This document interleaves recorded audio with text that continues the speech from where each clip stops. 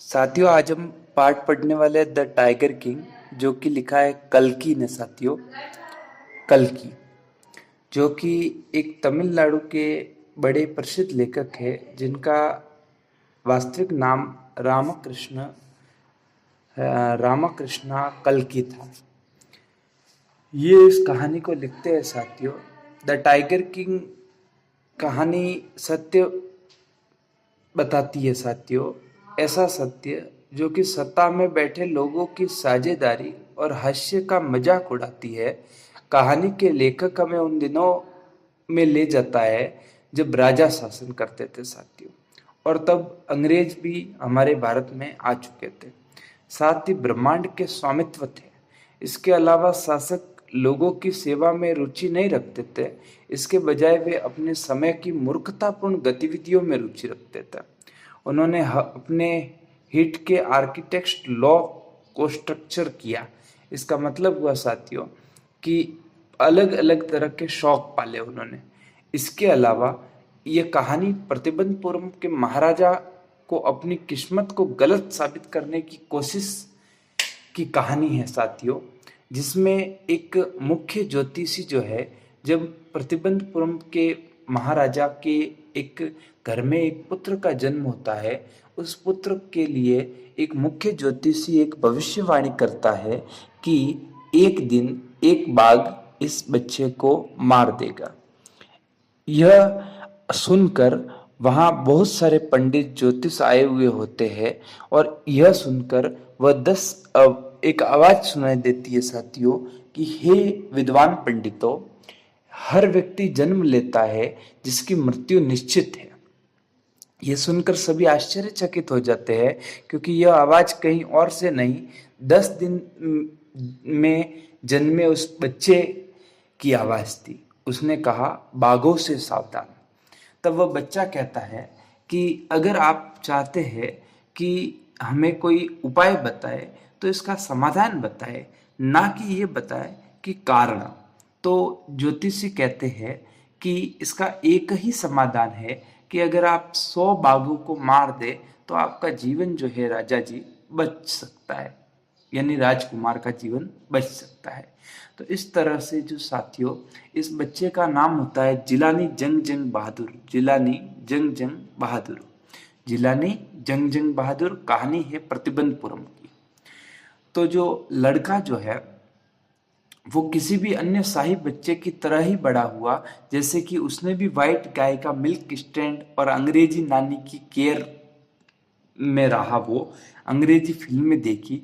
जब वह 20 वर्ष का था तब उसे राजा बनाया गया। उसकी मृत्यु के विषय में भविष्यवाणी के बारे में उसे पता चला। इसलिए तब से उसने एक एक बाघ को मारना शुरू कर दिया और अपने राज्य में बाघों के शिकार पर प्रतिबंध लगा दिया। इसका मतलब हुआ कि राज्य में कोई भी अन्य आदमी, कोई भी अंग्रेज शासक, कोई भी इंसान जो है वो बाघ को नहीं मार सकता। बाघ को केवल और केवल जो है वो राजा ही मार सकता है। तो इसका अर्थ ये हुआ साथियों कि राजा जो है वो अपनी मृत्यु से बचना चाहता है, उस भविष्यवाणी से बचना चाहता है। इसका मतलब हुआ कि एक बार एक ब्रिटिश अधिकारी जो है वो प्रतिबंधपुरम में आता है, और ब्रिटिश अधिकारी चाहता है कि मैं बाघों का शिकार करूं। लेकिन महाराजा ने ब्रिटिश अधिकारी के गुस्से से बचने के लिए उस अधिकारी की पत्नी को 50 अपार्टमेंट की अंगूठियां और 3 लाख रुपए जो है वो नकद दिए। साथियों, इस तरह से उसने उसे बाघों का शिकार करने से रोका। साथियों, मैं बात करना चाहता हूं कि 10 साल के अंतराल में महाराजा ने, यानी जिलानी जंग जंग बहादुर ने, टाइगर किंग ने साथियों 70 बाघों को सुरक्षित रूप से मार डाला, यानी कि हत्या कर डाली। लेकिन उसके बाद प्रतिबंधपुरम में कोई बाघ बचा नहीं। इसलिए 100 बाघों को मारने के लिए, उसे अपना लक्ष्य पूरा करने के लिए उसने एक रॉयल स्टेट, यानी कि कोई दूसरे राज्य की एक ऐसी लड़की से शादी की जिसके राज्य में बहुत सारे बाघ थे। जब भी वह अपने ससुराल जाता था साथियों, तो वो 5-6 बाघों को मार के आता था। इसके अलावा इस तरह से वह 99 बाघों को मारने में सक्षम था। लेकिन वह 100वें बाघ को मारने में असक्षम इसलिए था क्योंकि 100वां बाघ मिल नहीं रहा था। तब 100वां बाघ न मिलने पर महाराज हिंसक हो जाते हैं और दीवान को धमकाते हैं कि अगर एक बाघ नहीं मिला तो कल आपकी जो है वो मृत्यु निश्चित है। इस तरह से जो दीवान है वो घर जाते हैं और ये कहानी अपने पत्नी को बताते हैं। उनकी पत्नी कहती है कि मैं कल शहर गई थी और मैंने सर्कस में एक बूढ़ा बाघ देखा था, क्यों ना आप उस बूढ़े बाघ को लाकर सैनिकों द्वारा जंगल में छुड़वा दे और राजा से कहे कि मुझे एक बाघ मिल गया है। इस तरह से एक बूढ़े बाघ को जो है साथियों वो कार में भरकर, जीप जिसे कहते हैं ओपन जीप, उसमें भरकर लाया जाता है और उसे धकेल कर जंगल में जो है वो घुसा दिया जाता है साथियों। इसके बाद में कहानी को आगे बढ़ाता हूँ साथियों। जो राजा है वो घर ही होते हैं। दीवान सुबह सुबह घर जाते हैं और कहते हैं कि आपके लिए खुशखबरी है राजा जी कि एक बाघ हमें मिल गया। तब वह खुश होते हैं और अंतिम बाघ को मारने के लिए आगे बढ़ते हैं अपने सैनिकों के साथ और उस बाघ पर गोली चलाते हैं और वो बाघ जो है वो मर जाता है और वे वापस अपने जो घर है चले जाते हैं। लेकिन कहानी यहाँ ट्विस्ट लेती है साथियों कि जो दीवान और जो 4 सैनिक थे वो देखते हैं कि वो बाघ जो है वो बंदूक की आवाज की वजह से बेहोश हो गया था, क्योंकि वो बंदूक की गोली जो है वो उसके कान से होकर निकल गई थी। इस कारण से वह बेहोश हुआ था, न कि वो मरा था। लेकिन दीवान जो है वो बंदूक की गोली से उसे मार देते हैं और चारों सैनिकों को कहते हैं कि हमें में से किसी को भी राजा जी को यह बात नहीं बतानी है कि 100वां बाघ जो है वो नहीं मरा, अन्यथा हम सबकी मौत जो है वो निश्चित हो जाएगी। इस तरह से बाघ की लाश को जो है, शव को जो है वो उस में रखा जाता है, मतलब कि बग्गी में रखा जाता है और वहाँ जो है ले जाया जाता है और इस तरह से जश्न मनाया जाता है। उस वो जो दिन था वो दिवाली की तरह मनाया जाता है साथियों प्रतिबंधपुरम में।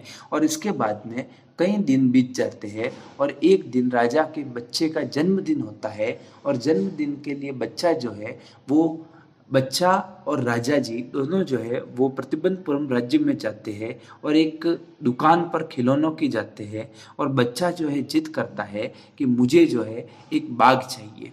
तो महाराज जो है वो उस दुकान वाले से कहते हैं कि राजकुमार के लिए एक अच्छा सा बाघ दो। तो लकड़ी का जो एक बाघ है वो उसे दे दिया जाता है बच्चे को। अब कहानी यहाँ पे एक ट्विस्ट लेती है साथियों कि वो जो दुकानदार था उसने जो बाघ दिया था वो बाघ 1 वर्ष पुराना इसलिए था क्योंकि वो पिछली दिवाली बनाया गया था, इसलिए उसमें बहुत सारी छोटी छोटी कीलें जो है वो बाहर निकली हुई थी। एक दिन जो है वो राजकुमार के साथ में राजा जी जो है वो खेल रहे थे और खेलते खेलते उनके हाथ में जो है वो एक कील लग गई और लकड़ी की जो है वो कील जो है वो धंस गई और धंसने के कारण लोहे की कील धंस गई और धंसने के कारण उनके क्या हो गया, संक्रमण में बदल गया वो। तो इस खुरदरा होने के कारण बाग के किनारे खुरदरे थे और उसके साथ खेलने के समय उनके हाथ में लकड़ी का टुकड़ा लग गया, जिसके बाद में संक्रमण में बदल गया। और इसके बाद में राजा जी को बचाने के लिए बाहर से अंग्रेज डॉक्टरों को बुलाया गया। डॉक्टरों ने उनका ऑपरेशन किया और बाहर निकलकर कहा कि ऑपरेशन सफल रहा, लेकिन राजा जी जो है वो मर गए। इसका मतलब क्या हुआ साथियों, टाइगर किंग में कल्कि जो है वो ये कहना चाहते हैं कि जो भाग्य में लिखा है उसे कोई भी बदल नहीं सकता है, चाहे वे कुछ भी कर ले। साथियों इस तरह से जो टाइगर किंग कहानी है वो यहीं पे समाप्त होती है।